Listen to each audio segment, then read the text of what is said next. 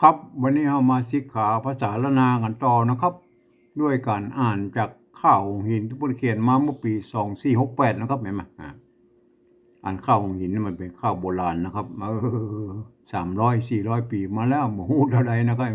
เพิ่นเล่ากันในวัดได้ว่าเพราะว่าพระเอกของเฮาน่ะกับมารน้อยเนี่ยเพิ่นถือว่าเป็นอันพระโพธิสัตว์มาเกิดครับอืม กว่าจะมาเป็นอันข้าวเจ้าบ้านได้ก็ประมาณ250 ปีลงมาเนี่ยนะครับเจ้าหลวงลำปางพวกก็คืออันพญาโลมาวิสัยและอันพญาพรหมมาคัดลอกออกมาจากไอ้ใบลานเอาลงปั๊บสานะครับมาก็ชำระออกมามันก็เป็นฉบับของลำปางนะครับแถมฉบับหนึงก็เป็นของเชียงใหม่นะครับเจ้าสุริยวงศ์พวกก็ชำระออกมานะครับแม่เป็นเอามาลงปั๊บสาเหมือนกันเห็นไหมก็เป็นฉบับของเชียงใหม่นะลำปางและเชียงใหม่อันนี้มันเป็นฉบับที่3นะครับที่ผมเคยเจอมาเนี่ยอันไปวัดของวานที่ไหนโบนะครับเปิ้นก็ไม่ได้บอกนะครับแต่เปิ้นบอกว่าเปิ้นเขียนมาเมื่ออัน2468แล้วก็100 ปีที่ผ่านมาเนี่ยก็เห็นไหมมันก็เป็นภาษาที่มันกลางเก่ากลางใหม่หน่อยนะครับเห็นไหมครับเฮาลองไปก่อนนะครับวันนี้นะครับเห็นไหมต่อนะครับครับตอนก้อนก็มาถึงเนี่ยนะครับเห็นไหมเนี่ยเสียบเหมือนขึ้นดอยหลักล้อนะหลักล้อเห็นไหมหลักล้อนะวันนี้เราต่อนะครับซ้ำเป็นมาตามาตานะเห็นไหมพระเจ้ากืน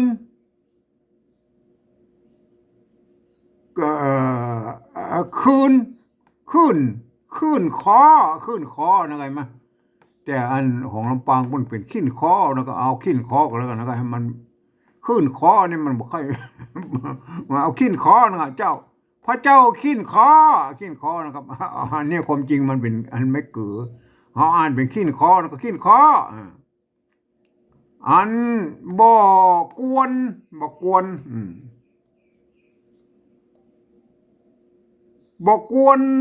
ล่าม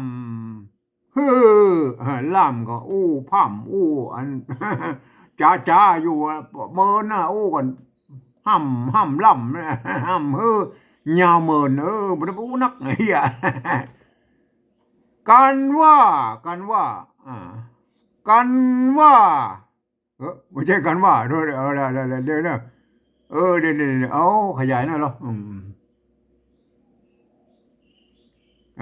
กันได้ไม่ใช่กันว่ากันได้สมคิดนะครับกันได้สมคิดกันได้สมคิดก็จักซักนะครับก็จักซักอย่างโอเคนะครับก็จักซักสื่อนะครับไปนานเมินไม่ใช่เอาละเอานานเพนานเมินไปอันอย่างนะตัวนาไปนาไปนาโอ้ไปมันมีอันว้องมาที่เป็นหางมาเลยไปน้ำไปน้ำนานเมินไปน้ำนานเมิน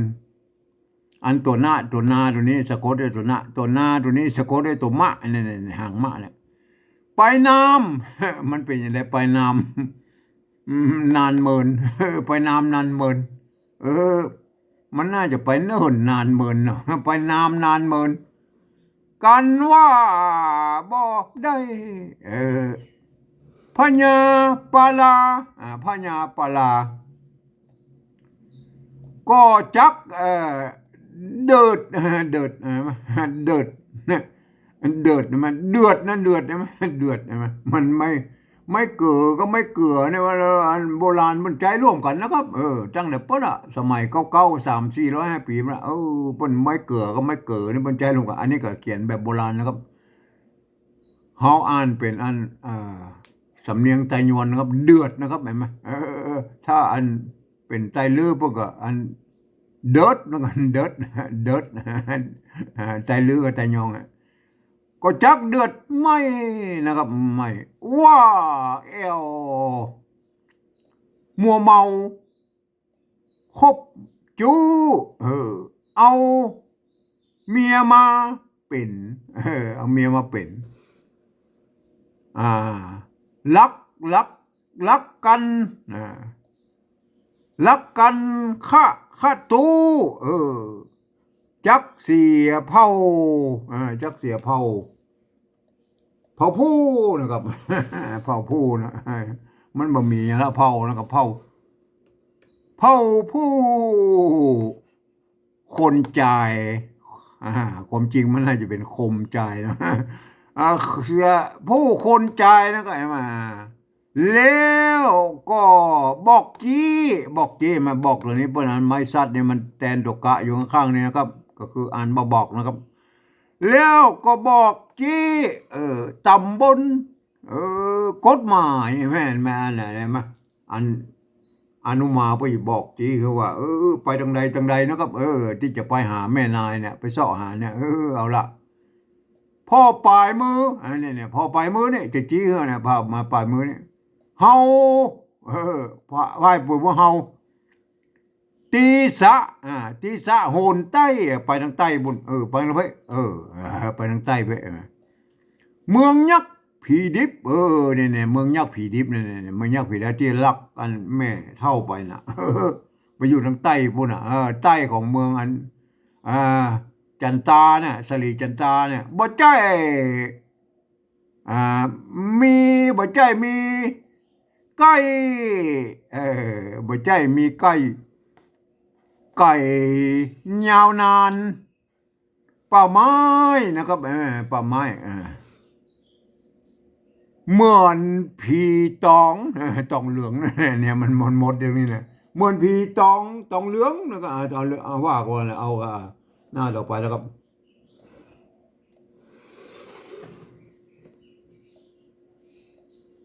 เหมือนผีตองเหลืองตองเหลืองตองเหลืองนะจะอันถ้าเป็นอันยองกับลือบนเหลืองอันเหลืองนะเหลืองนอนไปนอนใต้เข็ดไม้นะครับนอนใต้เข็ดไม้บ่มีศาสตร์กั้งสุดพาไม่ใช่สุดป่านะสุดพากันไปฮอดแล้วก็คงหันกับตาไปแล้วมันก็หันกับตาแต่อันพญายักษ์อานุมาเปิดอธิบายให้กับมันน้อยฟังแม่พระบิดาเนี่ยก็มีอยู่หันอยู่หันละเรียบเข่าหลวงเรียบเข่าหลวงเนี่ยเข่าหลวงตรงเนี้ยนั่นแหละเรียบไปนะเลาะไปเรียบเข่าหลวงนั่นไปจันไปติ๊กๆไปจันโหนนะครับโหนนี่ยังโหน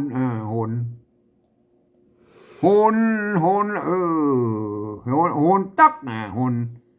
หนตักขี้นะครับตักขี้นันตะละโหนตักขี้นันตะละนะตะละแล้วโอยปอนไปฮือใจจะนะอย่ามีอันนี้ขากขวากอย่ามีขวากเสี้ยนกันแล้วกันเนี่ยมันมึนมันไม่กาตกกะตกะอันนี้มันอย่างหมูเนี่ยมันไม่แวกโอเคบ่มีขากเสี้ยนนะครับขากเสี้ยนเอาขวากดีกว่าเนาะมันจะม่วนไปบ่มีขวากเสี้ยนกังวลขากเสี้ยนหรือขวากเสี้ยนสัปปะอันนี้สัปปะแน่นอนเป็นบาลีนะครับเห็นไหมสัปปะป้าญา ปัญญาธินะครับปัญญาธิสปะพะปัญญาธิจุงกาดเสียตนแล้วก็เห็นไหมพญาธิทั้งหลายนะโรคภัยไข้เจ็บอย่างฟุ้งยักเย็นยนฝุ่นยักเย็นยนยักเย็นยนน่ะเสือเสืออันนี้มันไม่เกลือเนี่ยมันก็ไม่เกลือก็ไม่เกลือมันใจห่วงก่อนมาตั้งแต่โบราณนะครับอันเสือนะเสือหมีนะเสือหมีใหญ่มากนะใส่ใหญ่มากใหญ่มากใหญ่มากนะครับมาอันนี้อะไรอย่างไรอันนี้กันว่าเห็นไหมกันว่าเห็นไหมมันเป็นกรรมผสมกันมันมีกันเนี่ยตัวกะไม่สัตว์หางหน้ากันนะครับตัวว่าไม่กาเนี่ยมันมีไม่เยาะไม่อย่างอาจารย์กันว่านะกันว่าป๊บหันกันว่าป๊บหันเข้าน้อมหน้าเข้าน้อมหน้าแล้วครับถ้าป๊บหันหมูยักษ์มันบอกว่ามันอย่าไปกัดกับมันอย่ากัดกุมภาอย่าไปกัดกุมภาก็อย่าไปสู้มันอะไรไหมนอนเนื้อไอ้วันพญายักษ์พวกยังห่วงเลยนะเอาละห่วงกันได้แม่นายอย่าอยู่ลังเรือหางเหือนะครับลังเรือหางเหืออย่าดูหางเหือนะครับเฮลฮีบเห็นไหมก็ละรอเรือละรอลิงบอกเขียนกันปนกันไปแล้วก็ก็อ่านไปตามมันบริบทนะครับเฮลฮีบเต้ากลับมาคิดลอดน้องคิดฮอดน้องนะครับคิดฮอดน้องเจ้าสีอย่างเจ้าสีเจ้าสีเนหาสลีจันตาเมียรักแห่งเจ้าเมียฮักแห่งเจ้านะนั่นมันเป็นสำเนียงไตยวนนะครับเมียฮักแห่งเจ้าก็จักบ่กินพริกขากับพริกขากับอันเดียวกันนั่นแหละพริกขาคาบเข้าคิดถึงองค์เฮาอีถึงองค์เราอีถึงองค์เฮานอฟ้าส่วนเจ้ากุมารเอาล่ะเจ้ากุมารล่ะบ่ขานตอบตาฟังบ่ตาฟังก็เพิ่นว่ากันรักเอาแล้วโทษทีนะครับฟัง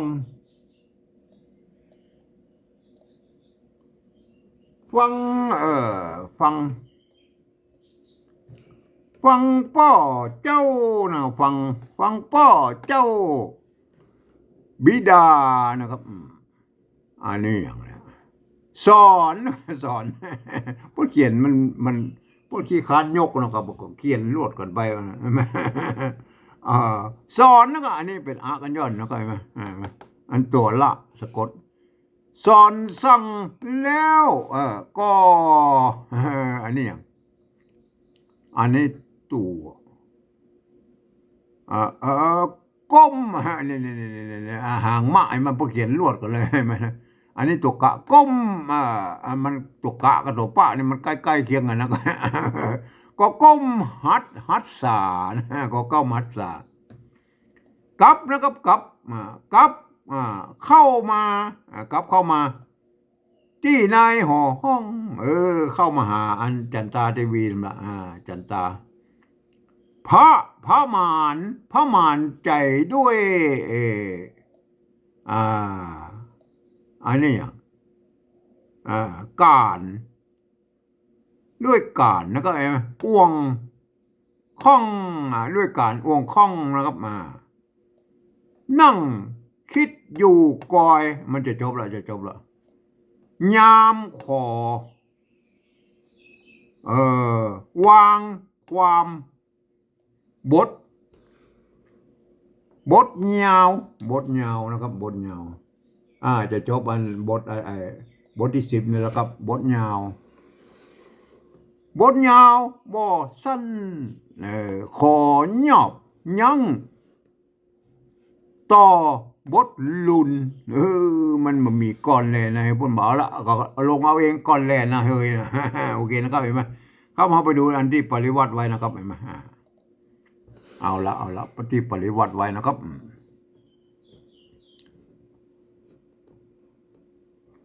เดี๋ยวขอจิ้มน้ำหน่อยนะครับ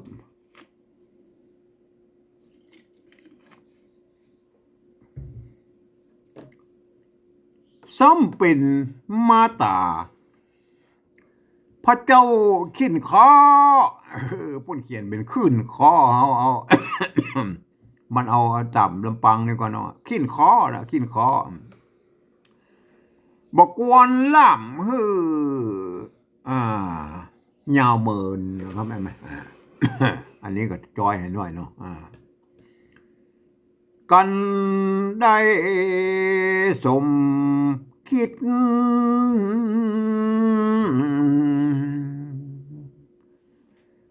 ก็จักสักเสือนไปนานเมินไปน้ำนานเมินกันว่าบ่ได้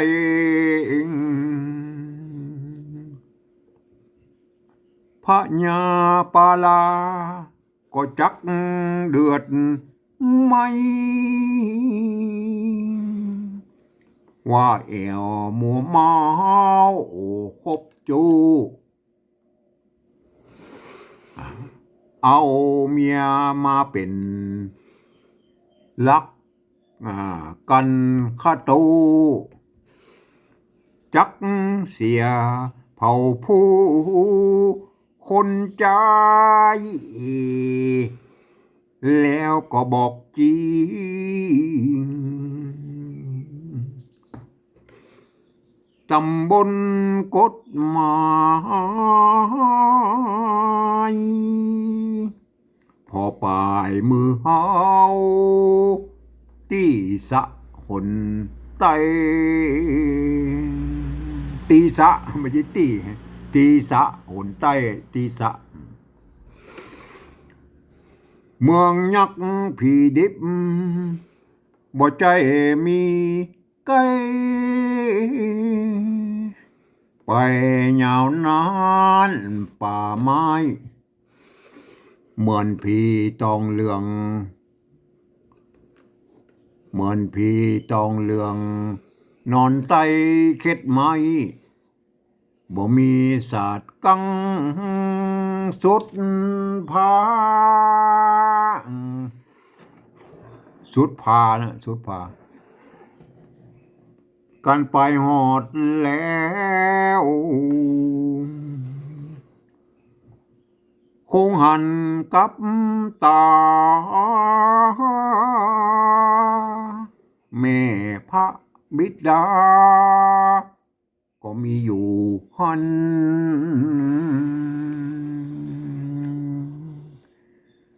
เรียบเข้าหลวงมันน่าจะเป็นเขาหลวงนะครับโทษทีเอาเป็นเข่าหลวงก่อนโทษทีเข้าหลวงเอาละเข้าหลวงเรียบเข้าหลวงนั้นไปจันหนตักขีนั้นตะละแล้วอวยปอนไปใจจะนะอย่ามีขวากเสียนกังวลสปัญญาทิจุงกาดเสียตน ฝูงยักษ์เย็นโยนเสือมีใหญ่มา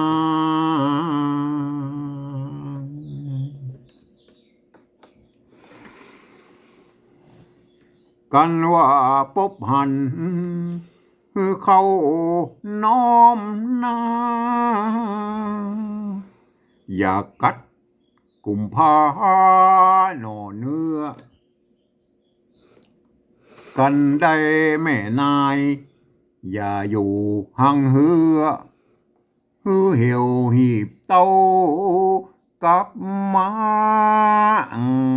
คิดหอดน้อง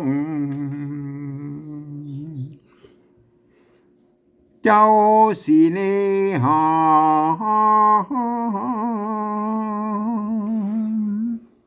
สลีจันตาเมียฮักแห่งเจ้า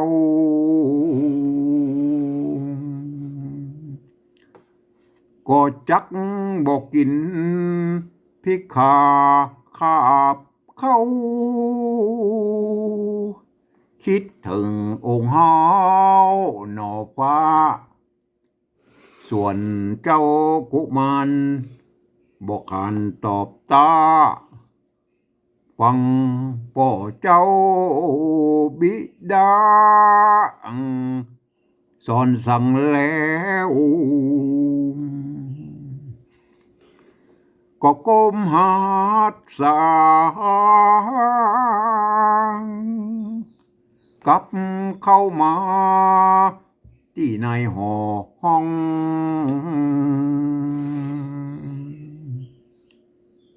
พระมารใจ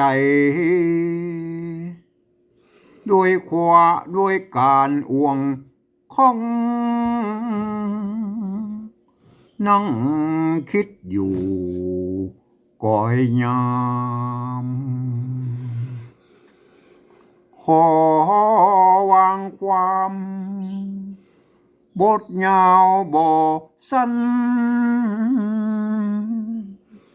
ขอยอบยังต่อบทลูนก่อนแลนายเฮ้ยครับจบ อันบทที่10ไปแล้วนะครับเห็นไหมวันพวกนี้เราจะมาขึ้นบท11นะครับเห็นไหมอันนี้อันจะจากเมืองอัน เมียคนที่3ไปแล้วเมียจันตาเทวีนะ จันตาอัศรีจันตานะครับอันป่อเพิ่นอานุมานเตาเพิ่นบอกเขาเรียบร้อยนะครับ ไปเข้าหลวง ไปเลาะไปหาแม่นายนะครับว่าวันพุธจะเป็นจะได้บัวนะครับไหมบท11นะครับวันพรุ่งนี้จะขึ้นบท11นะครับเห็นไหมครับวันนี้เอาแค่นี้ก่อนนะครับ